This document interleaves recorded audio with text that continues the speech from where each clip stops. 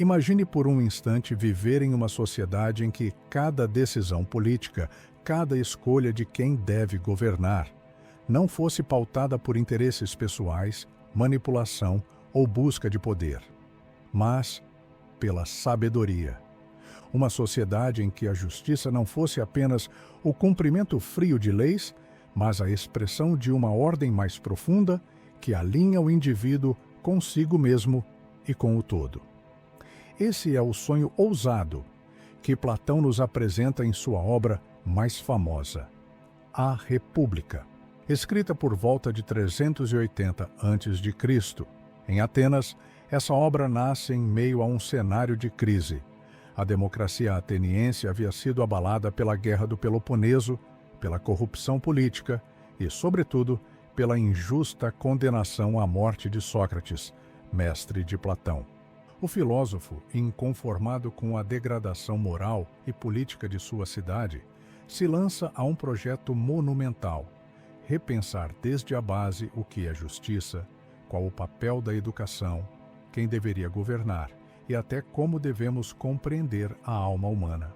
Mas a República não é apenas um tratado político, é também uma profunda reflexão sobre a condição humana, sobre o que significa viver bem, sobre os perigos das ilusões e a necessidade da filosofia como libertação. É nesse livro que surgem metáforas que atravessaram séculos, como o mito da caverna, o anel de Giges e a jornada do filósofo em busca do bem. Hoje, mergulhar nesse diálogo é como olhar para um espelho da nossa própria sociedade. Desafiadora, caótica, muitas vezes injusta, mas ainda em busca de um horizonte maior. Antes de mergulhar nessa viagem pela obra de Platão, já aproveita e deixa o seu like, compartilha este vídeo com alguém que também busca reflexões profundas e comenta o que você já sabe ou gostaria de entender sobre a República. E não esquece de se inscrever no canal e ativar o sininho, porque cada novo vídeo é um convite para enxergar o mundo com um novo olhar.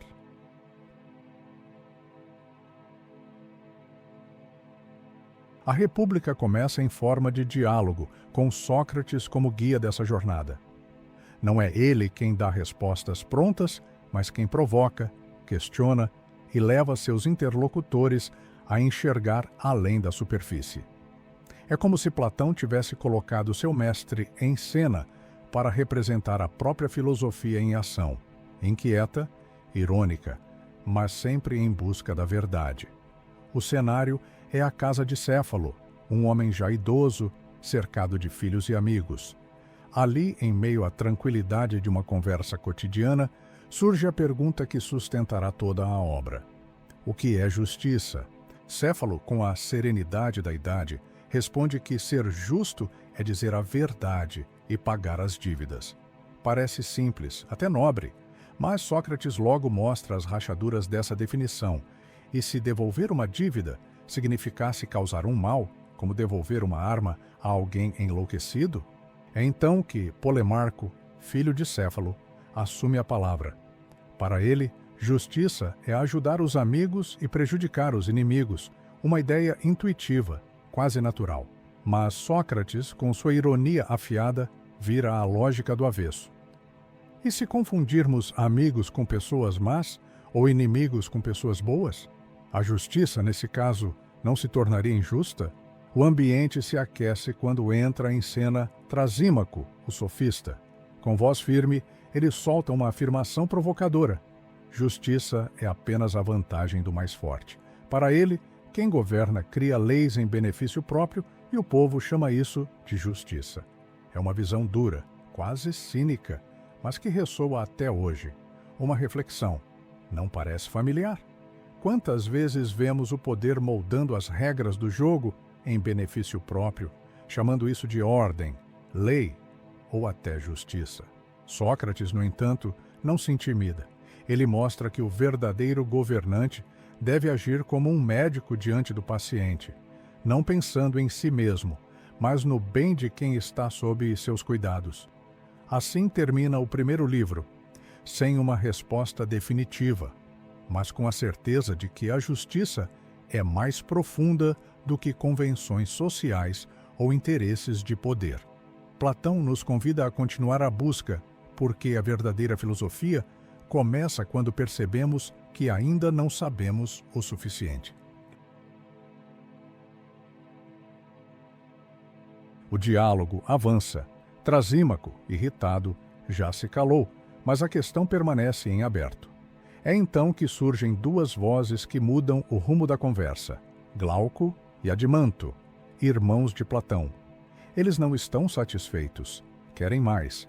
Glauco desafia Sócrates a provar que a justiça é valiosa por si mesma, não apenas pelas recompensas que pode trazer. E para isso, lança uma história que ecoa até hoje: o mito do anel de Giges. Imagine um pastor simples que encontra um anel mágico. Ao girá-lo, torna-se invisível.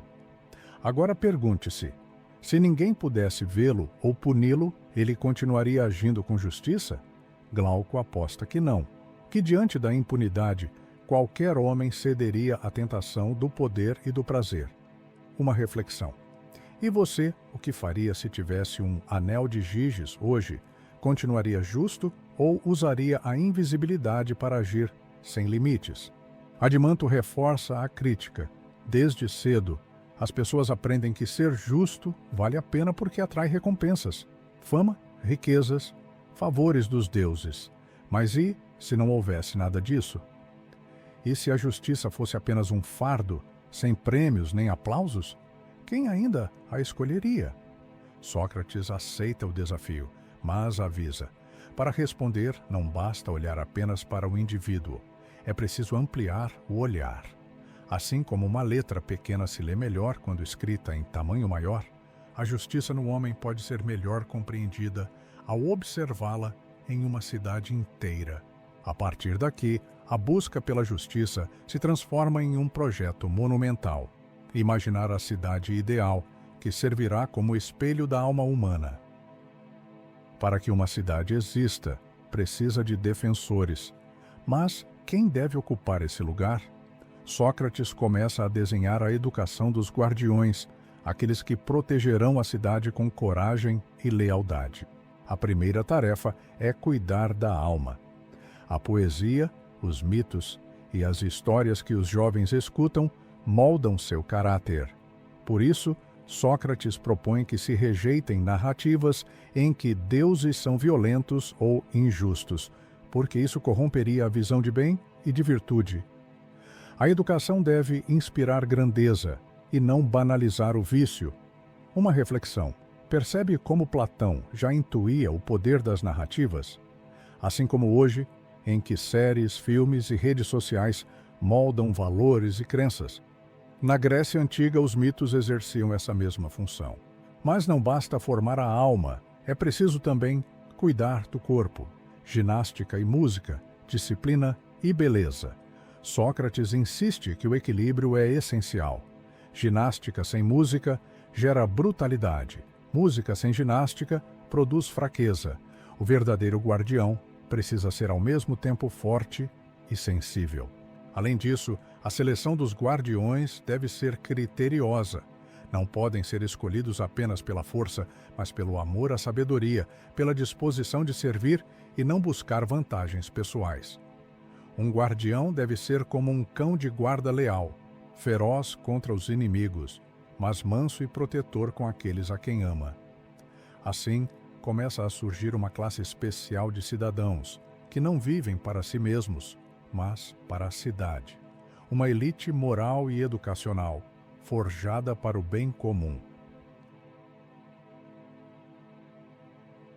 Com a cidade estruturada, Sócrates dá o próximo passo: identificar as virtudes que a sustentam. Primeiro, a sabedoria presente nos governantes, que devem conhecer o que é melhor para todos. Depois, a coragem, que se encontra nos guardiões, firmes na defesa da cidade. A terceira virtude é a moderação, quando todas as classes, governantes, guardiões e trabalhadores, aceitam seu papel e mantêm a harmonia. E por fim, surge a resposta tão esperada: a justiça. Para Platão, ser justo é quando cada um cumpre a sua função sem se intrometer na dos outros. Na cidade, isso significa ordem e equilíbrio. No indivíduo, significa que cada parte da alma, razão, espírito e desejo, atua em harmonia. Uma reflexão. Não é curioso como essa definição parece dialogar com nossos dilemas modernos? Muitas vezes, a injustiça nasce justamente da desordem, quando a ganância domina a razão ou quando governantes buscam interesses próprios em vez do bem coletivo. Essa é a primeira grande síntese de Platão. A cidade justa é reflexo da alma justa. A justiça não é apenas uma convenção ou uma obediência às leis. É uma ordem interior, um equilíbrio entre as forças que nos habitam e que sustentam também a vida em sociedade. E é justamente essa visão que abre caminho para as propostas mais ousadas de Platão que surgirão nos próximos livros. O diálogo atinge aqui um ponto surpreendente. Glauco, curioso, pede a Sócrates que explique de forma mais clara como a cidade poderia se tornar verdadeiramente justa. E é nesse momento que surgem as propostas mais ousadas de Platão. Primeiro, Sócrates defende que homens e mulheres devem receber a mesma educação. Isso, no século IV a.C., soa quase impensável. Para ele, se ambos possuem a mesma natureza de guardiões, ambos devem ser treinados igualmente em ginástica, música e filosofia. O sexo não deve ser critério de exclusão no serviço da cidade. Mas a ousadia não para aí. Sócrates propõe que, entre os guardiões, as famílias sejam comunitárias. Filhos e filhas não terão pais conhecidos individualmente, mas serão criados em comum para que todos sirvam à cidade e não a interesses particulares. A ideia é radical. Se eliminarmos a propriedade privada e os laços exclusivos de sangue, eliminaremos também os conflitos de interesse que corrompem a política. Uma reflexão. Parece absurdo? Talvez. Mas o que Platão busca aqui não é uma receita prática, e sim uma provocação. Até que ponto o apego ao poder, ao dinheiro e à família pessoal impede a construção de uma cidade verdadeiramente justa? É nesse livro que surge também a afirmação mais famosa de Platão. Enquanto os filósofos não governarem as cidades, ou enquanto os que hoje são chamados de reis e governantes não se tornarem verdadeiros filósofos, não haverá fim para os males da humanidade. Com isso, a cidade ideal se define. Apenas os reis filósofos, aqueles que amam a verdade e contemplam o bem, têm condições de governar de forma justa. Mas quem é, afinal, esse filósofo que deveria governar?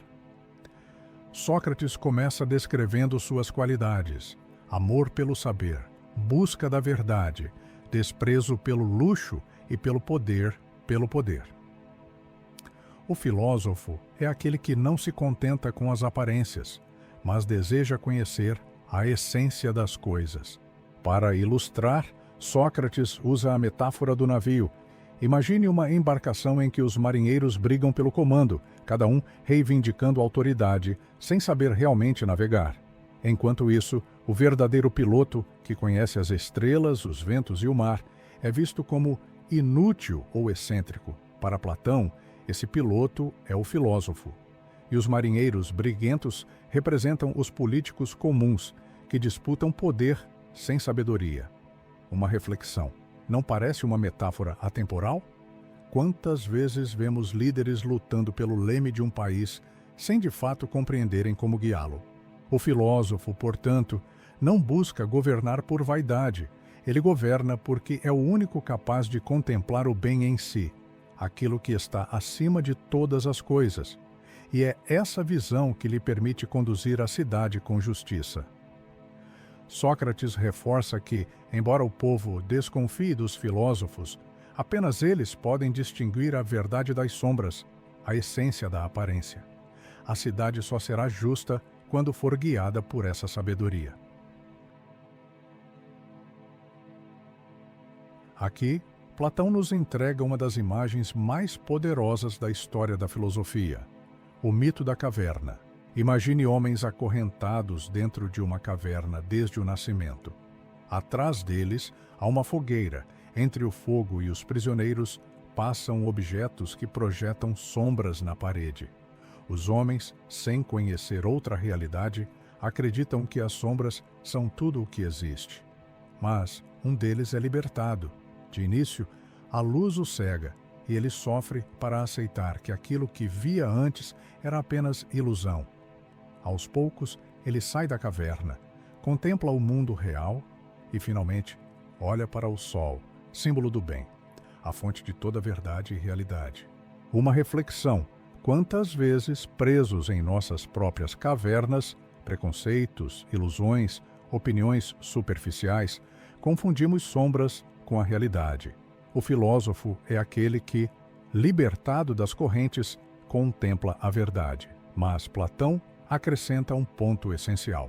Esse filósofo não deve permanecer no mundo iluminado apenas para si. Ele tem o dever de voltar à caverna e ajudar os outros a se libertarem, mesmo correndo o risco de ser rejeitado ou hostilizado.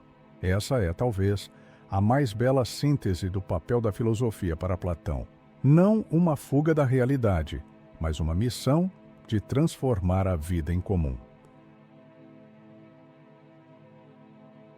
Depois de apresentar a cidade ideal, Sócrates dá um passo ousado, mostrar como os regimes reais se degeneram.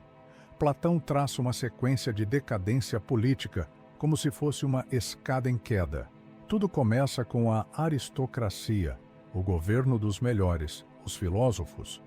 Mas, quando os guardiões deixam de escolher governantes verdadeiramente sábios, surge a timocracia, uma sociedade guiada pela honra e pela força militar. Os homens passam a valorizar mais o prestígio e a glória do que a verdade. Da timocracia, a corrupção avança para a oligarquia. Agora é a riqueza que governa. Poucos ricos controlam a cidade e a maioria pobre vive marginalizada. O contraste social gera conflitos e ressentimentos. Uma reflexão. Percebe como essa descrição poderia estar em um noticiário de hoje? Concentração de riqueza em poucos, desigualdade crescente, tensões sociais. Platão já desenhava esse cenário há 2.400 anos. Da oligarquia nasce a democracia. O povo, cansado de ser oprimido, toma o poder. Surge a liberdade irrestrita. Cada um vive como quer, sem hierarquias rígidas. A diversidade floresce, mas também o excesso. O problema, segundo Platão, é que quando todos se consideram iguais em tudo, a ordem se perde. E dessa liberdade sem freios nasce a pior forma de governo, a tirania. No meio da confusão, um líder carismático aparece prometendo defender o povo. Primeiro parece um protetor, mas logo se torna um tirano, governando pelo medo e pela violência. Platão descreve essa queda como inevitável se a cidade não estiver fundada na verdadeira justiça. Agora, Sócrates aprofunda a análise, mostrando como os regimes políticos refletem a alma humana. Assim como a cidade justa reflete a alma justa, a tirania política nasce da tirania interior. O homem tirânico é escravo de seus próprios desejos. Não conhece limites, busca prazeres a qualquer custo, movido pela ganância e pela luxúria. Vive em guerra consigo mesmo, dividido entre impulsos que nunca se satisfazem. Uma reflexão. Já reparou como Platão antecipa algo que hoje chamaríamos de vício? Quem é dominado pelos desejos não encontra paz, apenas um apetite insaciável. Em contraste, Sócrates descreve a vida do homem justo, alguém que vive em harmonia, porque a razão governa o espírito e o desejo. Esse homem não é escravo do prazer imediato, mas encontra alegria no equilíbrio interior. Para Platão, a justiça não é apenas melhor para a cidade, mas também para cada pessoa. O justo vive com serenidade, o injusto vive em tormento.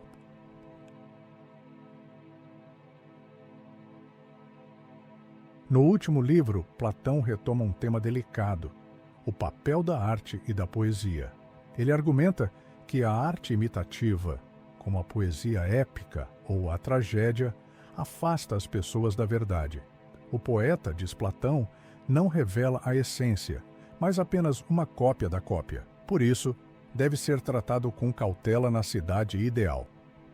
Mas a reflexão final é ainda mais profunda. Sócrates apresenta o mito de Er, uma narrativa sobre a vida após a morte. Er, um guerreiro morto em batalha, retorna à vida para contar o que viu no além. As almas, após a morte, são julgadas e recebem recompensas ou punições. Depois, escolhem um novo destino para reencarnar. Algumas, cegas pela ambição, escolhem vidas de poder e riqueza. Outras, mais sábias, buscam vidas simples e justas. Uma reflexão: Platão não descreve esse mito como uma verdade literal, mas como uma imagem poderosa para mostrar que nossas escolhas moldam não só esta vida, mas a direção de toda a nossa existência. O mito encerra a obra com uma mensagem clara: ser justo vale a pena, não apenas pela ordem social, mas porque a justiça harmoniza a alma e a conecta ao bem.